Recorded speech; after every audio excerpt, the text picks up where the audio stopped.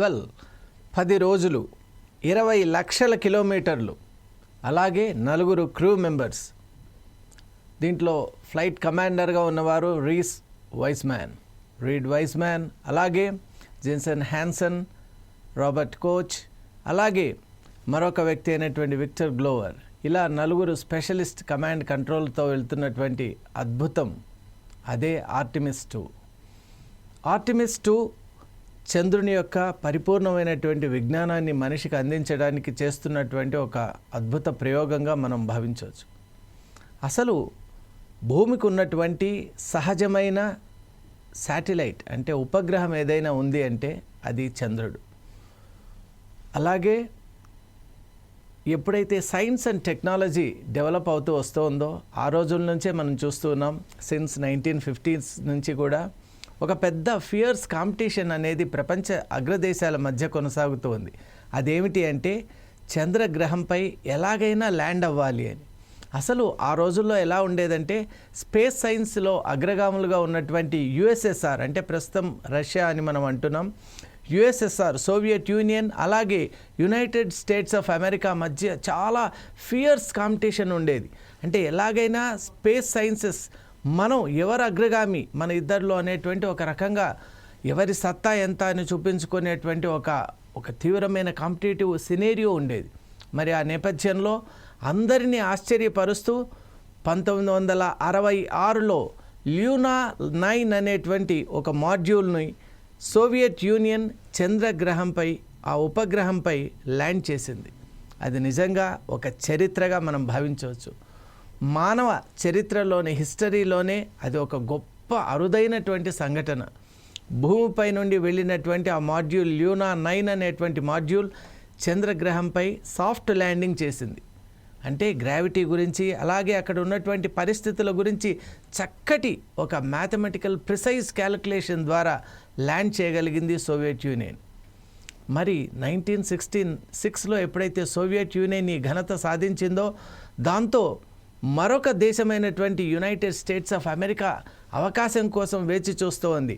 1969 July 22 I repeated 1969 July 20 ఆ రోజు ఒక అత్యంత అద్భుతం జరిగింది. అదేమిటి అంటే 3 మెంబర్ క్రూ అపోలో 11 అనేటువంటి ఒక మాడ్యూల్ ద్వారా చంద్రునిపై మానవ సహితమైనటువంటి ఒక ల్యాండింగ్ చేసింది అమెరికా. రష్యా ఎప్పుడైతే మానవ రహితమైన ల్యాండింగ్ చేసిందో అమెరికా మానవ సహితమైనటువంటి ఒక ల్యాండింగ్కు ప్రిపేర్ అయింది. అందులో ఉన్నటువంటి క్రూ మెంబర్స్ ఎవరు అంటే ఫస్ట్ మనం చెప్పుకోవాల్సింది Neel Armstrong, Edwin Aldrin, Michael Collins. వీరు ముగ్గురు కూడా తీవ్రమైనటువంటి ట్రైన్డ్ పర్సన్స్. వాళ్ళ ట్రైన్డ్ స్పేస్ అండ్ ఆస్ట్రోఫిజిసిస్ట్ వాళ్ళు కాబట్టి వాళ్ళు అక్కడ ఉన్నటువంటి పరిస్థితుల్ని ప్రతి ఒక్క మాడ్యూల్లో వాళ్ళకు ఉన్నటువంటి మాడ్యూల్స్ ఎలా ఉన్నాయంటే ల్యూనార్ మాడ్యూల్, కమాండ్ మాడ్యూల్, అలాగే సర్వీస్ మాడ్యూల్ అనే ఒక 3 మాడ్యూల్ క్యాప్సూల్ను తీసుకొని వాళ్ళు వెళ్ళారు. కాబట్టి అక్కడ 1969లో ఎప్పుడైతే ల్యాండ్ అయిందో they called it as the sea of Tranquility. ఎందువల్ల అంటే చంద్రునిపై అసలు శబ్దం అనేటువంటిది ఉండదు. అసలు మనం శబ్దం లేనటువంటి ఒక స్థితిని మనం ఊహించలేం.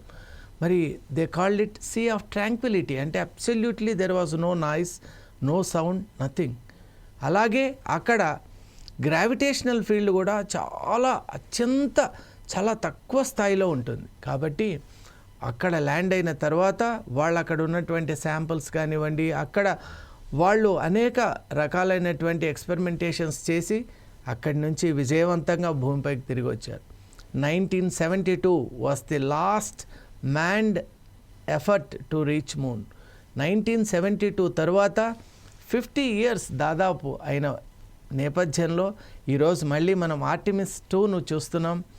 నింగిలోకి దూసుకొని వెళ్ళింది. అలాగే ఇప్పుడు వస్తున్నటువంటి లేటెస్ట్ రిపోర్ట్స్ ప్రకారం TLI అంటే ట్రాన్స్ ల్యూనార్ ఇంజెక్షన్ కూడా చాలా సక్సెస్ఫుల్గా కంప్లీట్ అయిందని మిషన్ డైరెక్టర్ కూడా రిపోర్ట్స్లో ఇచ్చారు. కాబట్టి that is the latest news we are having about Artemis 2 which took off from Kennedy space station, Florida. మరి దీంట్లో ఉన్నటువంటి ఆ 4 స్పెషలిస్టులు కూడా మానవులు డీప్ స్పేస్లో ఉన్నప్పుడు వాళ్లకు కలిగేటువంటి మార్పులు ఏమిటి, అలాగే ఆ డీప్ స్పేస్లో ఉన్నటువంటి వాతావరణ పరిస్థితులు, అలాగే అక్కడ ఉన్నటువంటి ఎలక్ట్రోమాగ్నెటిక్ స్పెక్ట్రమ్ రీసెర్చ్, అలాగే అక్కడ ముఖ్యంగా ఫర్దర్ ఏదైతే ఈ మానవ సహితమైనటువంటి ఫ్లైట్స్ని తీసుకొని వెళ్ళేటప్పుడు అక్కడ తీసుకోవాల్సిన జాగ్రత్తల గురించి, అలాగే లైఫ్ సపోర్ట్ సిస్టమ్స్ గురించి చాలా ఇంటెన్స్ అండ్ ఒక డీటెయిల్ అండ్ ఎనార్మస్ రీసెర్చ్ ఫ్రంట్లో వాళ్ళు వెళ్తున్నారు.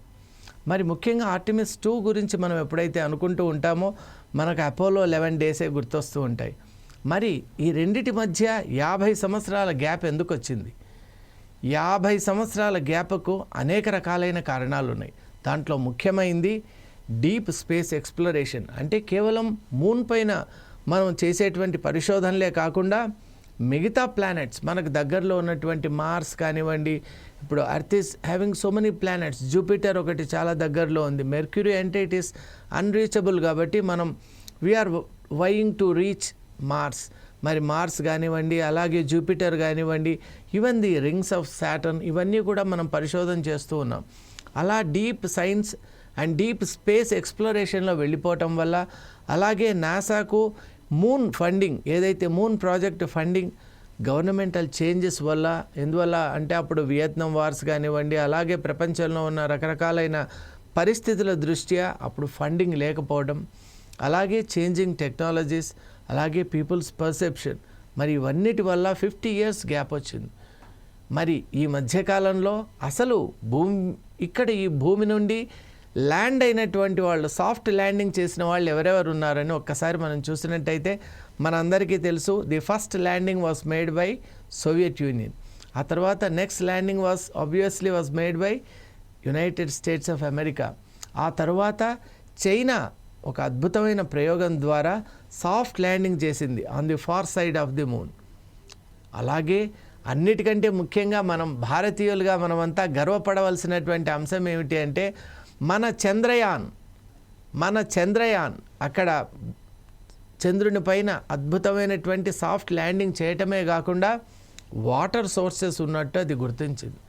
ఇది నిజంగా ఒక చారిత్రాత్మకమైనటువంటి విషయం. ఎందువల్ల అంటే ఆక్సిజన్ ఎప్పుడైతే అక్కడ అవైలబిలిటీ ఉంటుందో డెఫినెట్లీ అక్కడి నుంచి మనం ఎన్నో కొత్త కొత్త ప్రయోగాలు చేయొచ్చు. అలాగే మానవాళికి ఉపయుక్తమైనటువంటి అనేక అంశాలని అధ్యయనం చేసే అవకాశం ఉంటుంది. అలా చంద్రయాన్ 3 ద్వారా భారతదేశం తన యొక్క గౌరవాన్ని నిలబెట్టుకునింది. ప్రపంచ దేశాల యొక్క స్థాయిలో తన యొక్క ఈ ఖగోళ శాస్త్రంలో తన ఉనికిని, పట్టును అక్కడ మనకందరికీ కూడా తెలియజేసింది. ఇప్పుడు ప్రస్తుతం మనం చూసినట్టయితే మూన్ విషయంలో మనం అనేక అంశాలు మనం తెలుసుకోవాలి. అసలు చంద్రగ్రహాన్ని గురించి భూమిపై ఉన్న మనం పరిశోధన ఎందుకు చేయాలి? అసలు చంద్రుని గురించి మనం తెలుసుకుంటే ఏమవుతుంది, తెలుసుకోకపోతే ఏమవుతుంది అనే అంశం ఎప్పుడైతే మనకు చాలా స్పష్టంగా తెలుసుకుంటామో అప్పుడు ఈ రీసెర్చ్ వెనక వాళ్ళు కొనసాగిస్తున్నటువంటి నేపథ్యం మనం అర్థం చేసుకోవాలి. చంద్రుడిని మనం అర్థం చేసుకోవటం వల్ల ముఖ్యంగా భూమి యొక్క హిస్టారికల్ నేచర్ను మనం తెలుసుకోవచ్చు. అసలు భూమి యొక్క హిస్టరీ అంటే ఎవల్యూషన్ ఎలా అయింది అని తెలుసుకోవాలి అంటే భూమిలో ఒక భాగమైనటువంటి చంద్రుడిని స్టడీ చేయటం. మరి చంద్రుని దాకా ఎందుకండి, భూమిపైనే ఉండి మనం చేయొచ్చు కదా అంటే భూమికి ఒక అట్మాస్ఫియర్ ఉంది. అలాగే భూమి అనేక మార్పులకు లోనైంది. ఇక్కడ వాల్కనిక్ అండ్ టెక్టోనిక్ ప్లేట్స్ మారాయి, దానివల్ల అనేక మార్పులు ఏర్పడ్డాయి. కానీ చంద్రగ్రహంపై అటువంటి యాక్టివిటీ లేదు. కాబట్టి ఆనాడు ఎలా ఉందో ఈనాడు కూడా అలాగే ఉంది. కాబట్టి ఒక అద్భుతమైనటువంటి ప్లాట్ఫామ్గా, సైంటిఫిక్ ప్లాట్ఫామ్గా ఉంది. అలాగే చంద్రుని పైనుండి మనం సూర్యుడిని చాలా చక్కగా అధ్యయనం చేసే అవకాశం ఉంది. ఎందువల్ల అంటే అక్కడ వీక్ గ్రావిటీ ఉన్నందువల్ల, అలాగే అక్కడ రేడియో నాయిస్ ఇంటర్ఫియరెన్స్ లేకపోవడం వల్ల అక్కడి నుంచి మనం టెలిస్కోప్స్ ద్వారా మనం డీప్ స్పేస్ ఎక్స్ప్లోరేషన్ చేయొచ్చు. ముఖ్యంగా సోలార్ స్పెక్ట్రమ్ గురించి మనం చాలా చక్కగా అధ్యయనం చేయొచ్చు.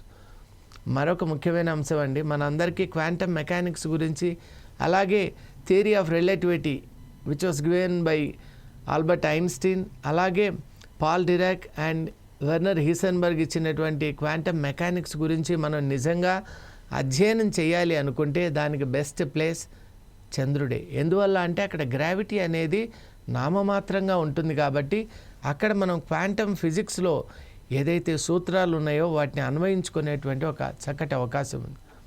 మరి ఇవన్నీ కాకుండా ముఖ్యంగా మనం చూసినట్టయితే చంద్రుడిని ఎప్పుడైతే మనం అధ్యయనం చేస్తామో మన సౌరమండలాన్ని అంతటినీ కూడా అధ్యయనం చేయగలిగేటువంటి ఒక చక్కటి అవకాశం ఉంది. చంద్రునిలో ఉన్నటువంటి ఖనిజాలని, ముఖ్యంగా ఈ మధ్యకాలంలో చంద్రునిపై ఉండేటువంటి హీలియం-3 ఏదైతే ఉందో మనకు అది ఒక అద్భుతమైన ఫ్యూయల్గా కూడా ఇక్కడ మనకు భూమండలంలో ఇక్కడ భూమిపై మనకు చాలా చక్కగా ఇది ఉపయోగపడుతుంది. ఎందువల్ల అంటే future is all about lithium and helium అని మనకు తెలుసు. కాబట్టి మరి అటువంటి హీలియం అక్కడ చాలా అధిక శాతం అక్కడ దొరుకుతుంది. కాబట్టి హీలియం అనేది చాలా ముఖ్యమైన రిసోర్స్గా మనం పేర్కొనవచ్చు. అలా మనం చూసినప్పుడు చంద్రుడిని అధ్యయనం చేయటం వల్ల ముఖ్యంగా మన వాతావరణ పరిస్థితులు, భూమి యొక్క యాక్సియల్ టిల్ట్ అని మనం అంటాం సైంటిఫిక్గా. ఆస్ట్రోఫిజిక్స్లో ఈ టిల్ట్కు ఉన్నటువంటి ప్రాధాన్యత చాలా ముఖ్యమైనది. మరి ఆ టిల్ట్ వల్ల ఇక్కడ క్లైమేటిక్ చేంజెస్ ఎలా ఏర్పడతాయి అనేటువంటి అంశాన్ని మనం అధ్యయనం చేయొచ్చు. దాని ద్వారా మనం ఏదైతే ఒక విపరీతమైనటువంటి వాతావరణ పరిస్థితులు ఏర్పడేటువంటి అవకాశం ఉన్నట్టయితే దాన్ని తొలగించుకునేటువంటి ఒక ప్రయత్నం కూడా చేయొచ్చు. అలా చంద్రగ్రహాన్ని మనం ఎప్పుడైతే ఉపగ్రహాన్ని మనం ఎప్పుడైతే పరిశీలన చేస్తామో, అధ్యయనం చేస్తామో, చంద్రునిపై మనం రీసెర్చ్ ఫోకస్ చేస్తామో డెఫినెట్గా మనకిక్కడ లేనటువంటి వనరుల్ని, అలాగే మనకి ఇంతకుముందు తెలియనటువంటి విజ్ఞానాన్ని సమకూర్చుకొని అసలు భూమి గురించి, భూమి ఏర్పడిన నేపథ్యం గురించి, అలాగే the historical account of evolution గురించి మనం తెలుసుకునే అవకాశం ఉంటుంది. మరి ఇంత చక్కటి అవకాశాన్ని ఇస్తున్నటువంటి ఈ పరిశోధనల వెనుక ఉన్న ప్రతి ఒక్కరిని కూడా మనం ఈ సందర్భంగా అభినందిస్తూ, ముఖ్యంగా ఈ పరిశోధనలు ఏ దేశం చేసినా కూడా మానవాళి యొక్క ఉపయోగానికే ఇవన్నీ జరుగుతున్నాయి. కాబట్టి మనం అందరూ కూడా, ప్రతి దేశం కూడా ఈ యొక్క భూమిని కాపాడుకోవాలి. ముఖ్యంగా భూమికి ఉన్నటువంటి ఉపగ్రహమైన చంద్రుడిని మనం సరిగా అధ్యయనం చేయటం వల్ల మన భూమిని కూడా కాపాడుకోగలిగినటువంటి ఒక అవకాశం ఉందని ఈరోజు సైంటిఫిక్ డేటా మనకు చాలా క్లియర్గా తెలియజేస్తోంది. కాబట్టి ఆర్టిమిస్ 2 మిషన్ ఇది నిజంగా ఒక అద్భుతమైన మిషన్. దీంట్లో ఉన్నటువంటి మరొక ప్రత్యేకత ఏమిటి అంటే it is going in to deep space. ఇప్పుడు చంద్రుణ్ణి దాటి కూడా దాదాపు ఒక 5,000 కిలోమీటర్లు వెనక్కి వెళ్ళిపోతోంది. అంటే బియాండ్ ది మూన్ అని మనం అంటాం. మరి అలా వెళ్ళటం వల్ల డీప్ స్పేస్లో మనిషి యొక్క డిఫరెంట్ ఆర్గాన్స్ ఎలా, మనలో ఉన్నటువంటి సిస్టమ్స్ ఎలా పనిచేస్తాయి, ఎలాంటి లైఫ్ సపోర్ట్ సిస్టమ్స్ ఇవ్వాలి, అలాగే మనకున్నటువంటి కాగ్నిటివ్ ఫెకల్టీస్ ఏవైతే ఉన్నాయో అవన్నీ కూడా అక్కడ ఎంత లెవెల్ ఆఫ్ అవేర్నెస్తో ఉంటాయి. ఇలా మానవ సహితమైనటువంటి ఫ్యూచర్ మిషన్స్కి చాలా ఉపయోగం.